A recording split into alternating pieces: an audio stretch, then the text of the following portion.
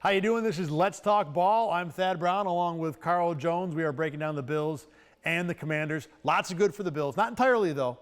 Let's start, Carl, with the offense in this game. And I think let's start up front because the key going into this game against the Commanders was the defensive line is great. How do you stop them? Well, the Bills did a pretty good job. And for the second week in a row, I walked away from a game on Sunday thinking, wow, those offensive linemen played great. And then on Tuesday when I started watching the film, I'm like, actually, the offensive coordinator was the one who really played great. Yeah, the old adage is the film is never as good as we think it is, and it's never as bad as we think it is either. This is a good example of that. Ken Dorsey, I think, deserves his flowers for slowing down a really potent up front. I mean, 4 first-rounders. I don't care if they all busted. They still were 4 first-round picks up there. And the first 3 drives, he had them thinking and not just being able to just go up the field, right? Reverses, bootlegs, counters, tosses, screens. A lot of those plays didn't work, but the fact that he had defensive tackles and D ends going side to side a lot, thinking, oh man, there's a guy coming to trap block me right here, as opposed to just being able to put your head in the dirt and just rush the quarterback or just get upfield. I thought that was a concerted effort by Dorsey, and it ended up working. I mean, those defensive ends. I mean, there was one play where Quentin Morris came and tried to trap Daron Payne. Now, granted, Morris ended up on the ground because Payne is a big human being, but it was like an 8-yard gain on a play, and those type of plays add up. As opposed to when Payne can just put his hand in the dirt and say, I'm going to go rush Josh Allen. And by and large part, Josh Allen had a pretty comfortable pocket for most of the day. Yeah, and on top of that, too, the Bills, after throwing all those different things at the D-line early in the game, middle of the game, second half, there were 2 or 3 or 4 plays where they went max protect, doing 7 on 3, 8 on 4. I think, it gives your offensive line a break. When you're dealing with that all game long and you can have a few snaps where, okay, I've got both tight ends and the running back in to help, that's got to be a little bit of a mental breather. The Bills get away with it, too, because when you have Stephon Diggs and Gabe Davis, more so Diggs for sure, but guys who can get open, even like the 30-yarder early in the second half was Stephon Diggs just like running, Candyland up and down the chute, up the ladder until he finally got open, because Josh Allen had all day because they're blocking 8 on 5 back in the end zone. So, I think it's a good change of pace. I think it fits your personnel well. So, again, for the most part, this was a really good Ken Dorsey game. There are some things I don't like, as always, but I think, for every 1 or 2 that were bad, there were 5 or 6 that were good. And one of the really good ones that we both love was the Gabe Davis touchdown. Man, I mean, from a defensive player standpoint, just crushed my heart watching that play because there's not much you can do on that play. To set it up really fast, the Bills had just the Commanders had just punt, and they got to the plus 35. So this was the big Deontay Hardy punt return. Yeah, and this is shot time. This is like when you're getting off the sideline, the defensive coordinator telling you, hey, shots. Yeah. So you're prepared about the fact that kind of like a turnover. Correct. Yeah. And the Commanders were in cover 2, so they were kind of prepared for that as well. But basically, the Bills ran 2 corner routes. Gabe Davis is on a higher one, and Kincaid, I believe who that was. I think it was Knox. But one of the tight ends. One of the tight ends was on a smaller one. And it puts the corner and the safety in a bind because who do I grab? I mean, a corner in cover 2 can't sink 40 yards down the field. At some point, I have to stop, especially with Stephon Diggs in the flat. And when you have a guy like Josh Allen who can literally put it on a hose, on a laser like he did, I saw that play. The safety could have played it a little bit better. A lot better. A lot better. I mean, he was flat at the line of scrimmage when he should have got depth. But having said that, though, great scheme, time and place, off of a, I don't want to call it a turnover, but after a sudden change situation, great job by Dorsey, even better job by Allen executing it. And you just talked about the patterns, the concept down the field. On top of that, the play action I love because there was a fake to a running back, I think it was Latavius, and then you talked about Stephon Diggs was coming across the formation like you normally see Deontay Hardy do. That drew up both the nickel corner and the linebacker, creating oodles of space for, we both think that the first read on that play is actually the tight end short because the assumption is that the defensive back will take the deep route, and it would have been 25 yards to Knox in oodles of space, but instead the safety played it horribly and ended up being a touchdown. Regardless, just a fantastic concept and play design and perfect for a shot play. The one thing I do want to say, though, last week against the Raiders, Dorsey in the goal line ran a ton of this, we're going to fake, we're going to fake, we're going to fake, we're going to run 16 meshes, and I thought it took way too long. You can't run that garbage there because it's the short area, it's the red zone, inside the 10. But the 35-yard line, chef's kiss. That was an excellent play. Josh Allen, I came out of this game thinking it was one of his best games ever. And I still think that. except for one trash series he had in the second quarter where I'd have to review exactly what the plays were, but he basically missed an open guy, ran from the pocket when there was no pressure on back-to-back plays. Throw that series out, I thought he was really good, made good reads. The throw to Stephon Diggs on the first drive of the game, I will say, I looked at it a few times, I think this is his best throw ever. I mean, to be able to be not only scrambling right, but kind of leaning back and to put it on a dime 35 yards downfield, that was ridiculous. Watching that back, I can't watch it enough and just think about all the different elements of the play. I think that was Montez Sweat. Yes. It was Montez Sweat, yep. Who had him. Montez Sweat is a really good athlete. For those at home, I think he ran a 4.3 at the combine. Like, as a defensive end, this is a dude at defensive end. Allen was able to get around him, throw it on a dime to Diggs, who wasn't really open, if we're going to be honest now. I mean, he was NFL open, yeah. But like NFL open, running away from the quarterback 30 yards downfield while he's scrambling is not a throw that should be made. No, so I mean, that was just a phenomenal play by Allen that every time I see it, I got to watch it because I learn something new about the play every time. A couple of quick things on the offense. I thought the receivers as a group, as a whole, did not get as much separation as you would expect against a Washington secondary that's not heralded at all. I love Emmanuel Forbes, thought he played a good game. But even Stephon Diggs in this game had multiple plays where I'm thinking, you should be free on this. Why are you not? Mm-hmm. Beyond that, the one other thing I do want to mention, Dalton Kincaid, 35 snaps. Now his play time has gone down each of the 3 games, 80% to 60%, like around 50% in this game. The thing that was really notable to me is, of those 35 snaps, the Bills only ran it on 6 of them.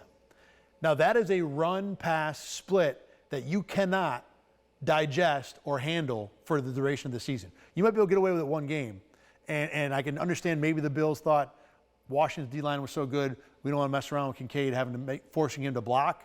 But that is a red alert indicator for a defense, and I'm sure the Dolphins are looking at that thinking, when we see 86 in the game, we're probably going to lean pass until proven otherwise, So I wonder, was that a one-game thing, or the Bills kind of telling you, we're nervous about Kincaid as a blocker because he hasn't been good? Like we've talked about all offseason with this move, I think it was a phenomenal home run pick. Mm-hmm. Having said that, though, just because he's a big body doesn't mean that I'm going to treat him as a tight end in terms of personnel defensively, right, where I got to bring base out there or a third linebacker. To this point, the defense is saying, I'm keeping my nickel out there, and I'm comfortable doing so because he hasn't shown me that he's some dominant force or even adequate force in the run game. Yeah, adequate is where he needs to get to first. He's not even there yet. That's why I think David Edwards played a lot as the 6th lineman. By the way, I thought he was excellent. Yeah. David Edwards, if the Bills lose a guard and have to put him in, I think they'll be just fine. And the other thing that was kind of a wow stat for me, in 12 personnel, Bills ran it only 6 times. Quentin Morris played 4 of those snaps. Kincaid only played 2. So the run-pass splits and the run usage with Kincaid was very, very much eye-opening.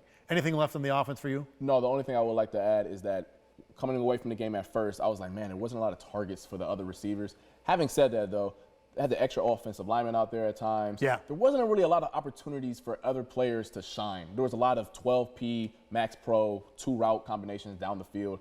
Wasn't a lot of shine for Trent Sherfield to get 3-4 catches. It wasn't – the game plan didn't go towards that way. So I'm not as concerned about that based off this game alone. Yeah, game script as well, because I think one of the talking points after it was secondary receivers. No one had more than 2 catches. Where are they again? All right, let's flip to the defensive side of the ball.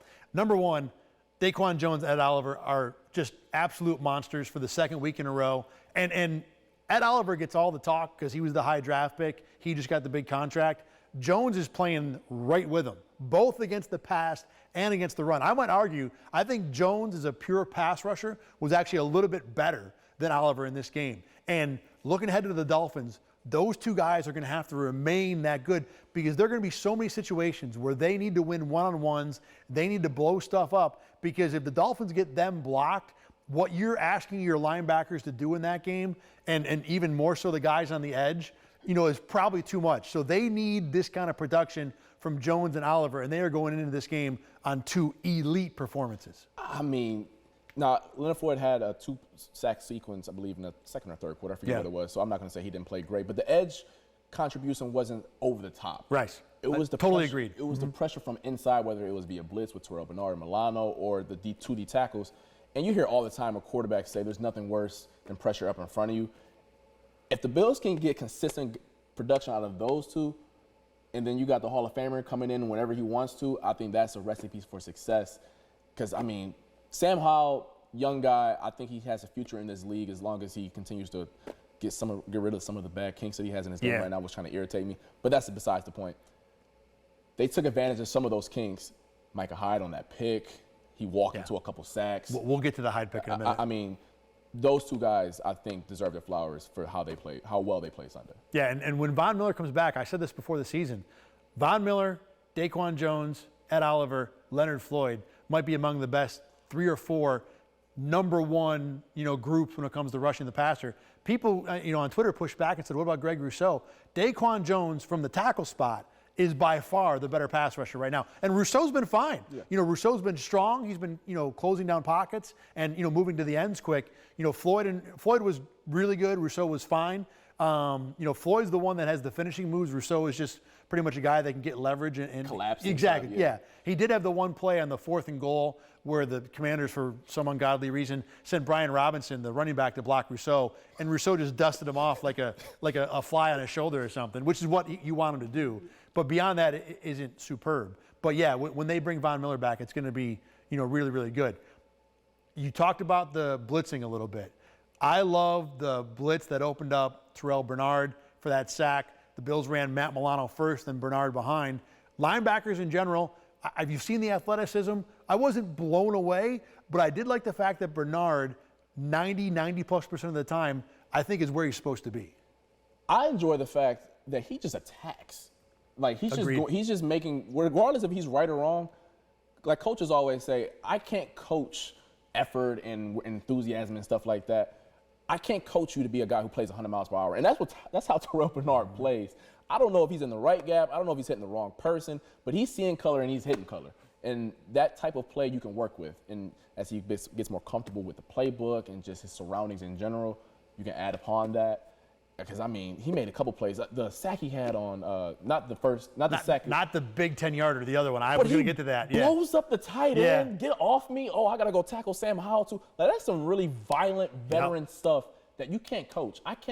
The linebackers coach can't tell Terrell Bernard, I need you to have this effort right here. You either have that or you don't. So the fact that he has that in his repertoire, in his toolbox, I know the Bills are encouraged to see that. Move to the secondary. By and large, really good game. Obviously, Christian Benford had the one where Curtis Samuel ran by him. Did not play that well. If he's up in press, didn't get any piece of the receiver at all. A guy like Samuel is just going to blow by you. Concerning because the 2 guys they play this week will blow by you every single time if you don't get a piece of him. But separate of that, I think generally the secondary was pretty good.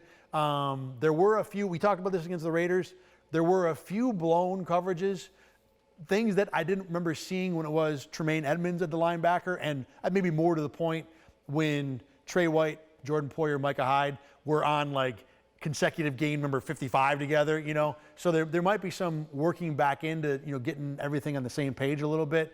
But, they've been good. They were good in this game. Give me your take on the secondary. I thought they played well, especially on the times that they needed to play well. And especially, and I know that's cliche to say, but I know where you're going, though. But when you talk about the sacks that Sam Howell had, like 4 or 5 of them, there wasn't really anywhere for him to go. Like, I know that you would ask your guys to check it down really fast if you can tell the concept's not going to work. But he's not at that point in his career where he knows right away I should give up on a play and check it down. So the fact that I believe there was one play, on the exact play where Bernard came around and blitzed, I mean, Hyde's 10 yards away playing catch technique. If you want to go there, sure. But outside of that, there wasn't really anywhere else for him to go. So I thought when they needed to play situational football and get the guys off the field and help out their D-line, I thought the secondary did well in that regard. And, I mean, you talked about earlier about how you wanted to give Micah Hyde his flowers for that interception he had. I mean, the floor is yours on that one. I mean, Lord have mercy. Sometimes you watch a play and you're like, I can't wait to see how that one's going to look on film. That play was one where, like, I know exactly how this went down. Bills ran a blitz on the edge, got Leonard Floyd, it might have been Epinesa, one of the edges in free. And just a blitz where I played A, you played B, and my thing worked, whatever. But then Hyde, at the snap, knowing the blitz was coming to his side, knowing the running back would be hot, made a beeline for the running back the moment the ball is snapped and was right there to catch the hot throw. And it's just, how experienced, how smart it is, how well coached it is.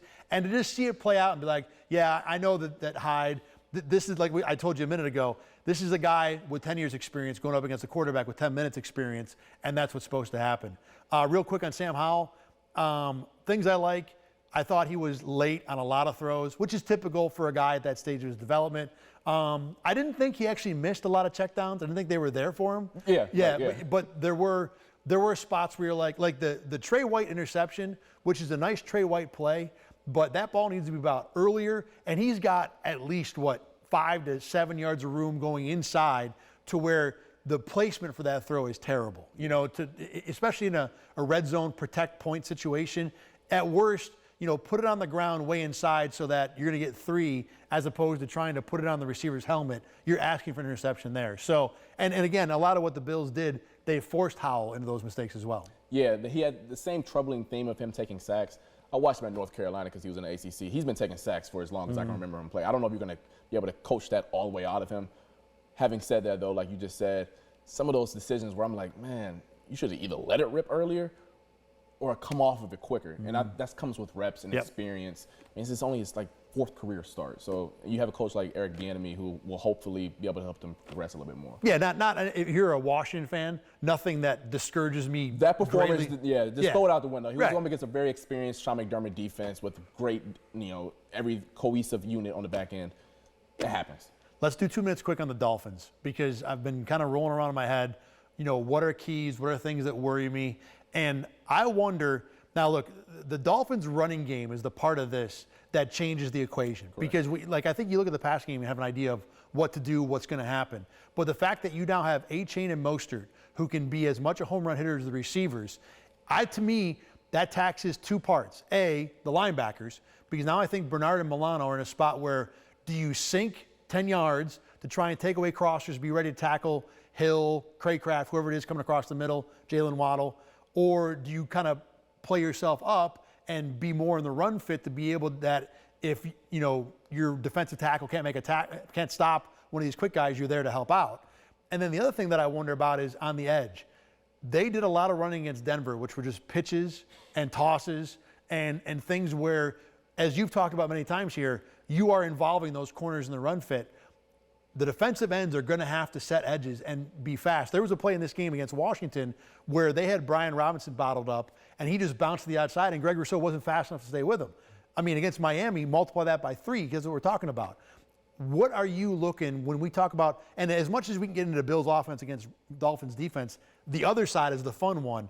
What are the things you're looking at where you're saying, I'm worried about this, I think the Bills can exploit this? What are the keys defensively? I think up front is going to have to be a front 4 game. When you go up against this Kyle Shanahan style offense, all this motion, Sean McVay, Matt LaFleur, Green Bay, the Rams, San Francisco, and then obviously the Niners who have it on steroids right now at this point. The way that you attack these offenses is just by concerted effort up front just to beat them up. You have to, because if you don't, there's such a rhythm and timing offense. That's why you can have quarterbacks like Jimmy G lead teams to Super Bowls. If you're on time and on target with those offenses, good luck. So you're going to need DaQuan Jones and then Oliver to continue to push the pocket up. Because Tua, he's at this point now where he's just like point A, point B, check down. Like he is really rhythm and timing right now. So those guys up front, they're going to have to be able to win their 111s and do their jobs. Because if they don't, it's going to be a lot of those plays where Matt Milano and Terrell Bernard are going to have to overcompensate up. Oh, snap, they're throwing right over my head. They can't have that happen. I think it's going to be up front, which this game is won and lost. Almost always is. Should be a whole lot of fun talking about that game in this spot next week. Until then, for Carl Jones, I'm Thad Brown. Thanks for watching and listening to Let's Talk Ball. Remember, you can find this show every single week at RochesterFirst.com, Apple Podcasts, wherever you get your podcasts. We've got it there every week. We'll see you talking Bills and Dolphins next Tuesday.